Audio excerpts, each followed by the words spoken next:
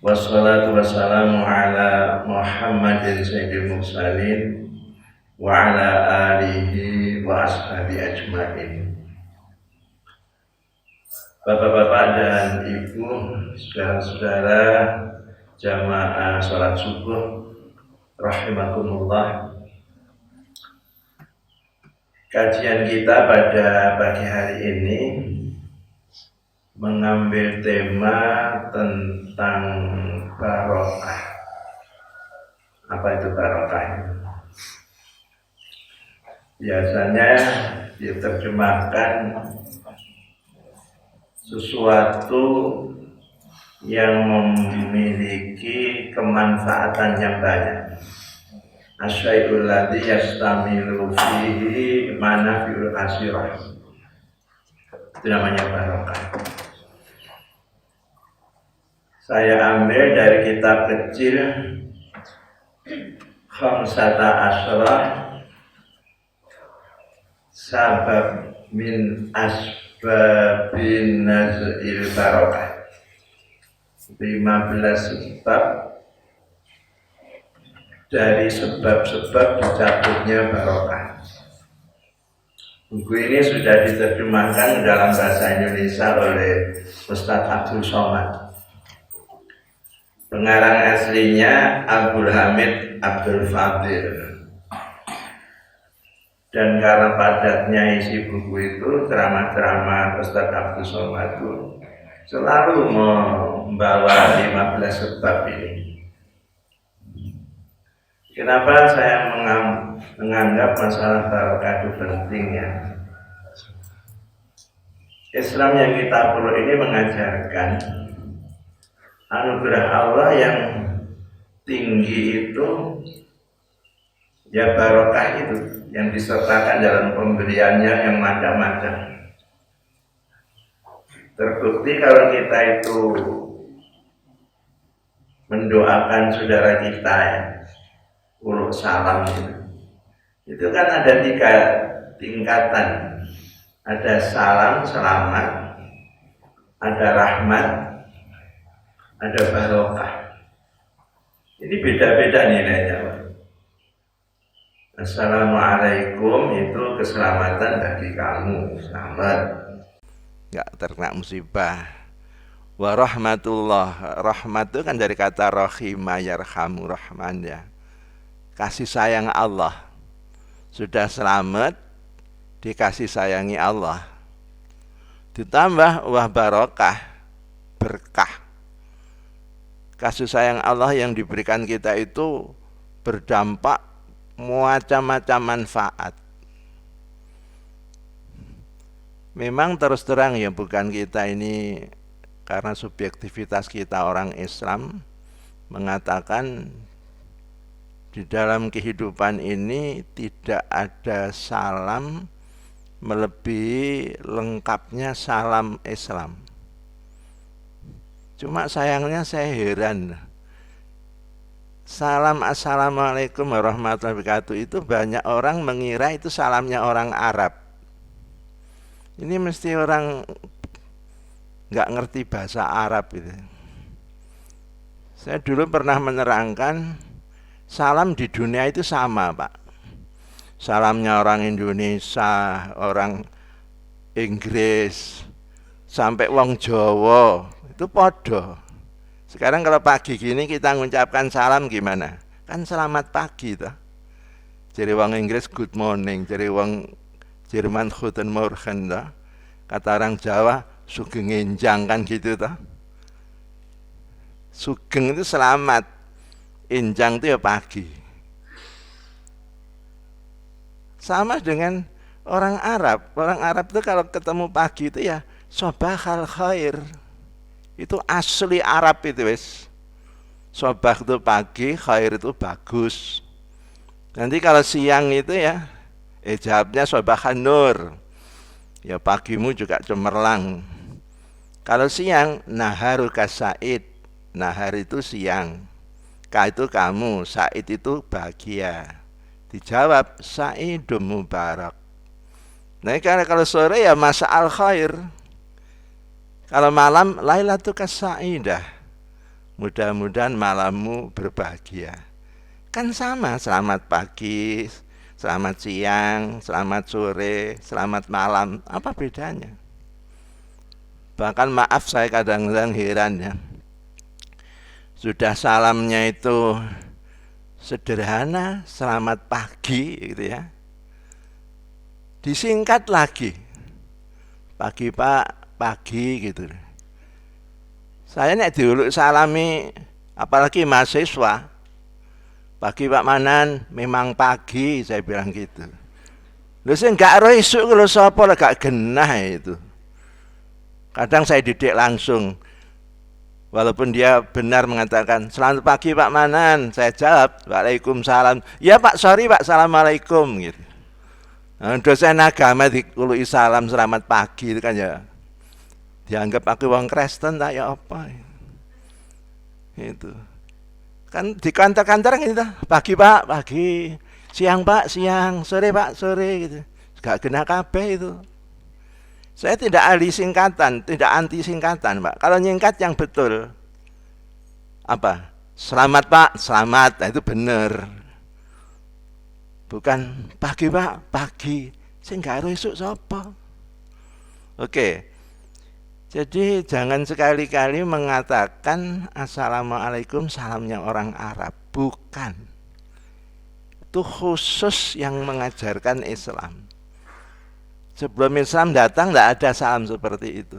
Dan itu for all times, untuk semua waktu. Ya pagi, ya siang, ya sore, ya malam yang kita ucapkan itu. Dan hati-hati, ada tuntunan di Quran. Wa idza khuyyitum bi tahiyatin fahayyu bi aksana minha aw rudduha mithlaha. Kalau kalian diuluk salami, jawablah dengan jawaban yang lebih baik. Kalau tidak bisa, sama, sepadan. Assalamualaikum warahmatullahi wabarakatuh. Itu minimal waalaikumsalam warahmatullahi wabarakatuh. Syukur-syukur lebih baik. Yang nguluk salami, assalamualaikum warahmatullahi, kita jawab waalaikumsalam warahmatullahi wabarakatuh. Indah sekali Islam itu. Saya merenungi ajaran ini ya, saya berpikir gini, oh kalau gitu Islam itu menghendaki, Nabi kita itu menghendaki, kalau kita diberi seseorang, tidak cuma salam, apa saja, balaslah dengan yang lebih baik. Minimal sama. Minimal sama. Ibu-ibu kadang-kadang jumpa itu tidak diberi salam, cuma diberi apa Bu? Senyuman. Nah itu ya dijawab dengan senyuman. Nek senyumnya itu enak ya enak, jangan terus bar senyum terus melerok itu. Loh, senyuman itu sedekah. Gimana itu hadisnya? Basa satu wajhika wa tabassumuka ila akhika faya shadaqatun faya ibadatun. Wajahmu yang berseri-seri, smiling face, dan senyummu yang kau sungging di kulum, yang kamu lemparkan saudaramu, itu sedekah. Jadi kalau tidak bisa beri apa-apa, kasih senyum. Nah, yang diberi senyum, jawab senyum. Karena harus lebih baik, lebih dari senyum itu apa? Ya mantuk, ya gini, yang gitu lah. Bukan senyum tapi ini gak bener lah itu. Oke, itu ajaran yang penting Pak. Diberi, balaslah minimal sama. Syukur-syukur lebih dari itu. Oke, sekarang kita bicara tentang barokah secara umum ya. Allah itu menjamin rezeki kita. Kita ini diciptakan oleh Allah. Allah tanggung jawab. Apa yang diperlukan oleh kita yang telah diciptakan ini disediakan. Surat Hud ayat 6 mengatakan gini, wa ma min dabbatin fil ardi illa 'ala Allah rizquha. Enggak ada makhluk yang melata di bumi. Dabbah, dabib itu dalam kamus alusi termasuk manusia, kecuali Allah telah sediakan rezekinya. Itu ada ayat wa khalaqalakum ma fil ardi jami'a. Telah diciptakan Allah lakum untukmu semua yang di bumi ini. Nah, karena manusia itu makhluk yang diciptakan terakhir, sebelumnya kan tidak kita, diciptakan tempatnya dulu. Ada udara, ada air, tumbuhan dari lumut-lumutan, kemudian hewan, semua disediakan untuk kita. Nah, karena semua yang diciptakan di dunia untuk kita, ada pesan yang harus kita perhatikan. Apa? Yang di bumi itu untuk kamu. Jangan terbalik. Kamu menjadi pengabdi bumi, artinya katakan menyembah bumi, menyembah matahari, menyembah pohon-pohonan, menyembah gunung, menyembah sungai. Terbalik. Itu semua diciptakan untuk kamu itu. Ini hebatnya Allah.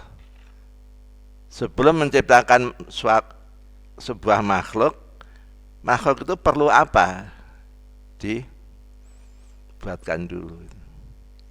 Saya pernah dapat pelajaran di kampung-kampung itu ada spanduk gitu yang terkait dengan mobil dan garase itu loh Pak. Gimana kalimatnya itu? Sediakan garase sebelum beli mobil atau apa itu. Nah, kalau beli mobil belum punya garase, diletakkan di mana? Ya di jalan, ganggu orang itu. Jelas ganggu orang. Dia tidak merasa itu. Padahal itu dosa. Gitu. Apalagi kalau ada yang berucap, "Sopo sih ndeleh mobil nuk kene iku," ya semalai diumpat itu. Itu hati-hati itu. Oke. Kemudian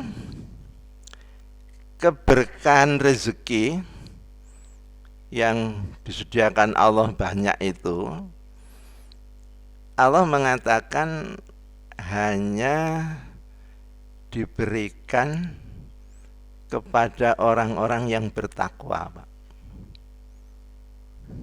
Takwa itu apa itu? Orang yang taat terhadap perintah dan larangan Allah. Intinya itu taat. Karena takwa itu kan asal katanya dari wako. Wako itu dalam bahasa Arab hafidho asoma, njogo ngrekso. Kata santri itu diiklal itu loh, wako yaki wikoyatan wa tauqiyan wa takwan itu. Orangnya disebut mutaki. Orang takwa itu orang yang mampu menjaga aturan Allah. Apa yang dimaui Allah ditaati. Ini tingkat tertinggi itu. Saya bacakan firman Allah dalam surat Al-A'raf 96.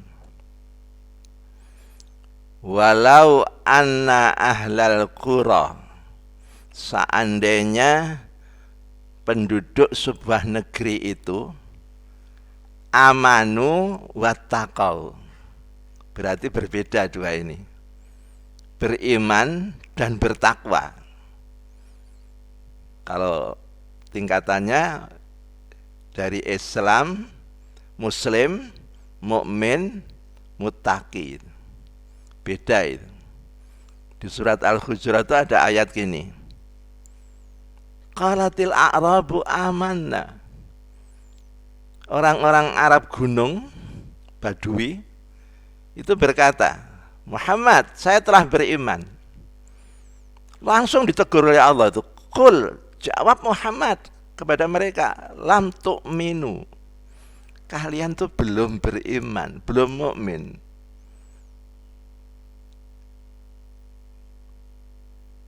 Wa qalatil a'rabu amanah qul lam tu'minu walakin qulu aslamna. Katakan saya baru muslim. Muslim itu baru pasrah gitu. Kan dari kata aslama yuslimu islaman fa muslim toh. Pasrah mengakui Allah Tuhan, Muhammad Nabi, Quran kitab panutan itu. Kalau mukmin itu sudah mengamalkan. Jadi kalau Indonesia dikatakan umat Islamnya terbesar di dunia itu betul. Tapi kalau umat beriman mukminnya itu belum. Belum tentu kita itu menang dengan tetangga kita Brunei, Malaysia dari hal keimanan. Kalau keislaman tempatnya di sini nih banyak banget. Karena apa? Walamma yadkhulul iman fi qulubikum, kata Allah. Iman itu belum masuk. Baru ucapan saja muslim gitu. Nah, di atas mukmin itu muttaqi yang taat betul itu. Nah, ayat tadi Al-A'raf 96, seandainya penduduk sebuah negeri itu beriman dan bertakwa, apa janji Allah? La fatahna, lanya itu harfu taukid. Pasti akan aku bukakan apa? Barakat, jamak berkah. Keberkahan-keberkahan. Dari mana? Minas sama wal ard. Dari atas dan bawah, langit dan bumi. Walakin kadzabu, sayang mereka mendustakan aku. Fa akhadnahum bima kanu yaksibun, kusiksa mereka. Yang salah siapa? Mereka, karena yaksibun perbuatan mereka, bukan saya. Negerinya itu ya subur, tapi enggak makmur. Surat apa itu Pak yang dulu saya katakan ayat ini yang paling terkena itu Indonesia. Padahal saya tahu ayat ini diturunkan tidak untuk Indonesia, tapi bersifat universal. Surat An-Nahl yang mengatakan gini.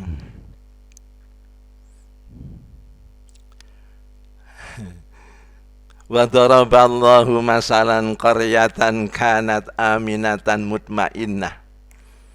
Allah telah membuat sebuah perumpamaan adanya sebuah negeri yang aminatan mutmainnah, tenang, damai. Aminatan itu kan aman, mutmainnah tenang. Katakan nyurnya melambai-lambai di mana-mana. Ya'tiha rizqa raghadan, mingkuli makan. Raghadan itu melimpah, mingkuli makan itu dari segenap penjuru, rezekinya itu. Perut buminya, lautnya, hutannya, daratannya penuh itu. Saya tanya, di dunia ini apa ada negara, negeri yang sesubur, paling memenuhi syarat untuk hidup melebihi Indonesia? Nggak ada. Orang luar itu kalau kesini mengatakan surga dunia itu ya Indonesia itu. Surga dunia itu. Tapi kita yang punya negeri itu nggak mengatakan surga dunia itu. Jangan neraka, nggak enak lah. Ya itu. Karena apa? Nggak ada barokah, dicabut barokahnya itu. Sebaliknya ada negeri yang sangat jauh dari kesuburannya itu dibandingkan negeri kita, tapi berkah itu melimpah. Kita belum seperti itu. Hanya ucapannya gemah ripah loh jinawi itu. Kalau bahasanya Kos Plus itu di sini katanya bukan lautan tapi coba sekarang susunya mana? Katanya kolam susu. Mana? Tonggak dan batu jadi tanaman, Masya Allah itu. Tonggak ditancapkan di negeri kita itu tumbuh. Di negeri lain itu pohon hidup ditancapkan jadi tonggak. Kan beda. Masya Allah, kok tidak makmur-makmur ya kita itu. Yang salah siapa? Bukan Allah. Fa'akhadnahum bima kanu yaksibun itu. Nah, oke. Sebab pertama dicabutnya barokah oleh Allah itu karena kita tidak bertakwa dan tidak takut kepada Allah. Ada sebuah ayat Pak ya, Bu, suratnya Al-Anfal. Al-Anfal itu rampasan perang. Ayat 2 sampai 4. Saya kalau membaca ayat ini langsung saya bertanya diri saya sendiri. Sakjane awak iki wis iman tah durung to? Belum takwa, masih iman saya permasalahkan. Nah, Allah berfirman begini. Innamal mu'minun, innama itu adatul hasr ya. Biasanya diterjemahkan hanyalah, semata-mata gitu ya. Yang disebut orang beriman itu hanyalah gitu loh. Innamal mu'minun. Siapa? Alladzina idza dzukirallah wajilat qulubuhum. Setiap kali dia mendengar nama Allah disebut, tersentak dia punya jiwa itu. Ini baru syarat pertama ini. Terus saya mikir, aku nek krungu adzan itu apa ya tersentak langsung pengin sholat ya gitu. Bapak-bapak gitu ya? Biasanya enggak. Hayya ala sholah ya, ayo sholat. Siapa yang memanggil itu? Didali dengan nama Allah dikumandangkan Allah Akbar itu. Bahkan aku bersaksi tidak ada Tuhan kecuali Allah, Muhammad seluruhnya itu. Lalu ayo sholat, hayya alal falah. Falah itu bukan falah ya. Kalau falah itu famous, petani. Falah itu ya saadah, bahagia, kejayaan. Ayo sholat, ayo menuju kejayaan. Nah, khusus subuh Allah tahu sing ngalang-ngalangi itu tidurnya itu. Disisipkan kalimat as-sholatu khairum minan naum. Bapak Ibu kalau mendengar as-sholatu khairum minan naum itu jawabnya gimana? Ditirukan. Jadi bukan hanya benak ini meyakini iya, sholat itu lebih baik dari tidur. Dikuatkan, disuruh mengucapkan. Bahkan ada jawabannya bukan menirukan. Sodakta wa bararta wa ana dzalika minasyahidin. Kau benar muadzin, wa bararta, dan kau telah berbuat baik. Saya termasuk yang menyaksikan kebenaran seruan kamu. Diucapno, tapi lucu, gak tangi Pak. Iki piye to genahe itu? Itu sama dengan mau tidur ya. HP-nya itu disetel jam 3 gitu. Bunyi yang jujur HP itu. Tergantung disuruh bunyi jam berapa. Disuruh bunyi jam 3, jam 3. Ya dilihat, oh pas jam 3 itu. Lah kok turun mana itu Pak itu? Itu. Nah, sudah ya, syaratnya pertama dengar nama Allah disebut, wajilat qulubuhum, tersentak jiwanya itu. Wa idza tuliyat alaihim ayatuh, kalau ayat-ayat Allah itu dibacakan, zadathum imana, imannya itu bertambah-tambah. Nah, kita lain itu. Nyetel TV ya, cari program yang kita senangi itu. Tiba-tiba bacaan Quran, cepat dipanteni iki opo sih iki. Coba itu. Seharusnya kan dia tersentak. Nah, syarat ini aja belum kita penuhi itu. Yang ketiga apa? Wa ala rabbihim yatawakkalun. Orang beriman itu tawakalnya, kepasrahannya kepada Allah tinggi. Tinggi. Kita ini sekarang menghadapi virus corona ya. Sudah menegakkan protokol kesehatan. Physical distancing, masker, mencuci tangan ya. Itu kan ikhtiar namanya. Ya kalau sudah kita penuhi itu ya tawakal kepada Allah. Apalagi sudah berdoa. Bismillahilladzi la yadurru ma'asmi syai'un fil ardi wala fis sama wa was samiul alim. Kan itu tuntunan Nabi untuk menghalau corona itu. Dengan namamu ya Allah, tidak akan ada bahaya yang di langit maupun di bumi yang akan membahayakan. Kan disebut bismillah tadi itu. Kau zat yang maha kuasa dan maha mendengar. Sami mendengar, alim maha mengetahui. Dibaca, ya sudah tawakal. Umpama kena, insya Allah itu ujian. Tapi kalau kita itu belum berusaha, itu insya Allah peringatan. Kalau malah melawan, gak ono corona itu, sapa ngomong, gawenane menungso, kena tenan, itu siksaan itu. Karena sombong. Tapi kalau sudah tawakal, ya sudah, itu ujian. Di sini syarat yang ketiga, wa ala rabbihim yatawakkalun. Nah, keempat, alladzina yuqimuna shalah, yang mendirikan sholat. Syarat kelima, wa mimma razaqnahum yunfikun. Mereka itu suka berinfak sedekah. Nah, kalau 5 ini sudah kita miliki, Allah menyatakan apa? Ulaika humul mu'minuna haqqo. Ada kata haqqo.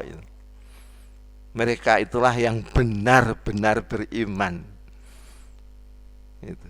Jadi kalau kita belum memenuhi 5 itu ya belum beriman benar. Bisa setengah, bisa seperempat, sepertiga iman itu. Yang berat apa itu? Pertama tadi berat lah itu. Begitu disebut nama Allah tersentak. Gitu. Dia punya jiwa itu. Dan ini yang sering kita langgar. Allahu Akbar itu cepat berhenti. Siap-siap wudu gitu loh. Itu. Makanya banyak-banyak istighfar lah, kita ini sebenarnya banyak melanggar tapi gak rumongso itu. Kita harus banyak istighfar kepada Allah itu. Kalau 5 ini dipenuhi, beriman sempurna, apa yang kita dapat? Lahum darajatun inda rabbihim, akan diberi Allah derajat kemuliaan yang tinggi, wa maghfiratun, dan ampunan. Terakhir, warizqun karim, rezeki yang mulia. Nah, kalau ini belum diberikan Allah kepada kita, ya berarti kita syarat untuk beriman saja masih belum, apalagi bertakwa itu. Apa sih janji Allah kalau kita sudah mencapai tingkat takwa itu? Yang kita terjemahkan tadi, taat. Buka surat At-Tolak.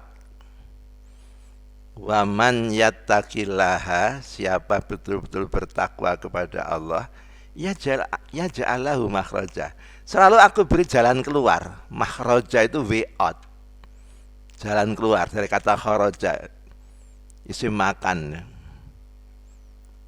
Kesulitan apapun itu Allah mudahkan memberikan jalan keluar. Cukup enggak? Wa man yattaqillah yaj'al min amrihi yusra. Siapa betul-betul bertakwa kepada Allah, Allah selalu memberikan kemudahan dalam segala perkaranya itu. Ini janji-janji Allah itu. Masa Allah itu akan dusta dengan kita? Tidak mungkin itu. Nah, kesimpulannya apa? Demi mendapatkan barokah, keberkatan dari Allah, kemanfaatan yang banyak dari Allah, kita berlatih menjadi orang yang takwa. Dimulai muslim, kita tingkatkan mukmin, baru kita tingkatkan muttaqi. Langsung tidak bisa. Itu pun diikuti doa. Antara lain doa yang saya sering baca itu Allahumma a'inni Ini panjang, tolonglah saya ya Allah. Apa? Ala dzikrika, mudah mengingat asmamu. Terus wasyukrika, mudah mensyukuri. Allahumma aini ala dzikrika wa husni ibadatik, dan mudah mengupgrade, meningkatkan ibadahku kepadamu. Ini yang jalur atas. Disambung jalur bawah, waftahli min khazaini rahmatik, bukakan untukku li apa? Khazanah perbendaraan kekayaan kamu, itu rezeki.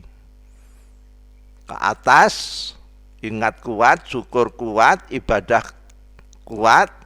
Ke bawah ekonomi mapan. Cukup belum? Setelah waftahli min khazan fansurna alal qaumil kafirin, menangkan kami menghadapi orang kafir yang mengganggu kita. Luar biasa doa ini. Ibadah kuat, rezeki melimpah, keadaan aman dari segala gangguan itu. Sekarang kan agak tidak aman.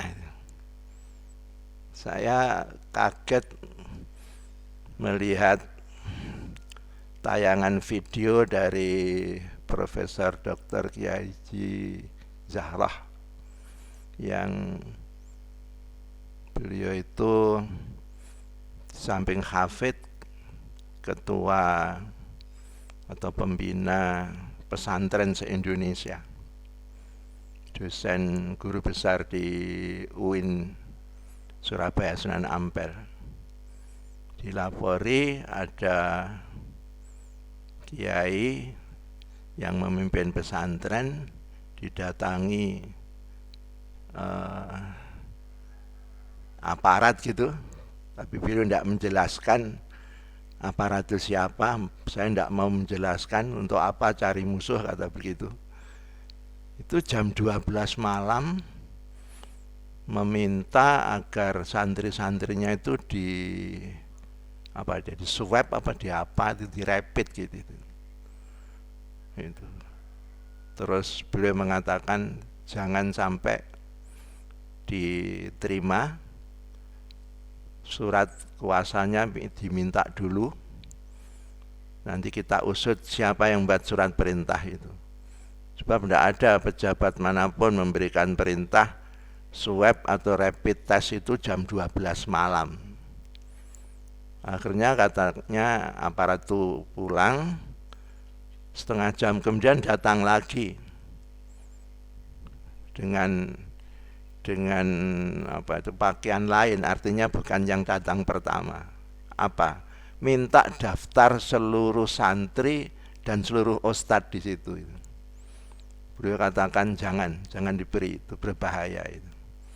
Tengah malam direpit itu, kalau diracun gimana itu?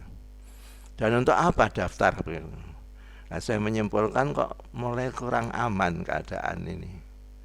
Kita harus lebih waspada itu. Saya tadi senang di sini dipasang CCTV itu. Cuma saya sedih kok durung lunas itu loh. Itu. Jadi setelah saya senang itu, lah kok dilaporkan masih kurang 2 juta sekian. Nah itu loh. Tapi insya Allah setelah ini kan lunas ya. Lunas. Insya Allah. Okay. Kalau tidak salah nanti tanggal 30 sudah saya share ke takmir itu di Masjid Jenderal Yani akan ada pencerahan dari macam-macam, dari majelis ulama juga, dari Kodim juga, itu yang akan menerangkan situasi keadaan sekarang ini sambil diputarkan film G30S karya Arifin Sinur itu. Paling tidak saya berpesan nanti tanggal 30 itu kibarkan bendera merah putih setengah tiang ya. Tanggal 1-nya yang penuh ya. Itu jangan sampai kita tinggalkan, itu sejarah itu.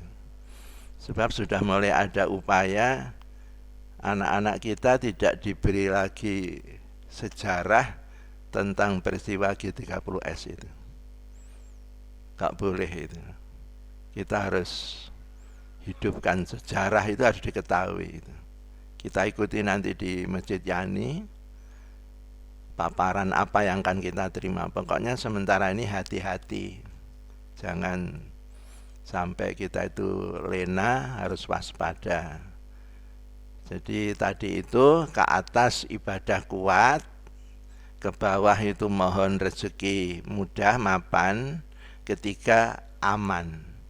Sebab walaupun rajin ibadah ya, kemudian ekonomi mudah, kalau tidak aman situasi, tidak akan membuat orang itu hidupnya tentram bahagia itu. Saya kadang-kadang tuh berpikir, orang sebaik Ustadz Jabir itu loh, saya tidak pernah itu mendengarkan rekaman kasetnya itu yang macam-macam. Kesenangan cuma menerangkan apa? Fadilah doa. Doa ini nak dibaca gini, lho ngono iku kok ya ana sing pengen mateni. Dan lucunya katanya sing mateni itu orang gila. Lho gila kok iso milih uang to ya. Itu. Sudahlah. Masalah gitu itu kita harus banyak ke atas, Pak. Jadi setelah upaya, ikhtiar, kita tawakal. Nah, itu harus mendekatkan diri kepada Allah. Dulu saya sampaikan di masjid ini, di samping menegakkan protokol kesehatan wajib ya, tegakkan protokol syar'i. Antara lain yang paling utama waktu itu saya tekankan, ini rumah Allah, dekati. Seperti dulu orang-orang tua kita memberi contoh, kalau situasi kurang aman atau tidak aman, masjid itu jadi tumpuan, sowan kepada Allah. Saya bacakan ya. Maaf, ini ada selamatan enggak, Pak? Enggak ada. Oh, nek ngono gak oleh dawa-dawa ya. Saya enggak diberitahu takmir itu loh. Tolong diberitahu lah kalau pas saya itu ada selamatan itu. Gini. Ibadah ke atas, selamatan kan ke bawah, Pak. Gini loh, nanti lali wisan. Disebut selamatan. Saya bacakan hadis ya, agar kita itu cinta masjid, terutama dalam situasi kurang aman. La yaqudu qaumun yadhkuruna fi buyutillah wa yatadarasuna kitabah illa hafadhumul malaikah. Kan pernah saya terangkan ini.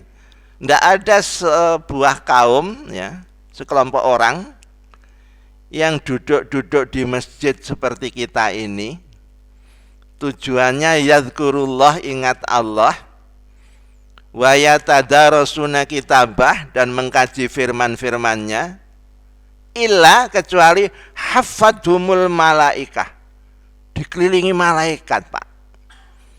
Sampai dulu saya berikan contoh, seperti sekarang ini penuh masjid ini. Loh kok masih kosong? Ya kita tidak bisa melihat, Pak. Nek bisa melihat malah takut. Yang kosong di samping Bapak itu tiba-tiba dilihat, loh panjenengan sinten? Nggih kula niki malaikat Izrail. Apa ndak kaget? Atek wis tuwa pisan nih. Utange akeh pisan iki. Ndredeg Pak itu. Nah, setelah dikelilingi malaikat, wa ghasyiyatuhumur rahmah, dicurahkan rahmat. Cukup belum? Wa unzilat ilaihimus sakinah, Allah turunkan ketentraman. Cukup belum? Puncaknya wa dzakarahumullah fi man indahu, Allah catat sebagai hamba-hamba yang dekat sisinya. Ya Allah, 4 hal dijanjikan itu. Dikelilingi malaikat, dicurahkan rahmat, diturunkan sakinah ketentraman, dicatat sebagai hamba Allah yang dekat dengannya. Makanya saya heran kalau situasi genting, suatu mencekam, masjid malah ditinggalkan. Jangan. Soal protokol kesehatannya ya tinggal dipasang gini-gini ini ya wes, tapi nang masjid. Jangan terus orang tua bilang, "Le, nduk aja nang masjid. Gak aman." Sing gak aman ya apa nih? Corona, sing gawe corona ki sapa? Kan cuma Allah itu. Pasrahlah ke masjid itu. Tapi protokol kesehatan ditegakkan. Sing nggak bener itu pokoknya nang masjid rumah Allah. Jok wedi corona sembarang dijogo Allah, ngawur terus gak nggawe masker. Kemudian ndak physical distancing, salaman bahkan gapiuan, nah itu sing kena, Bang. Nggak percaya? Coba aja. Nggak percaya, sudah terbukti.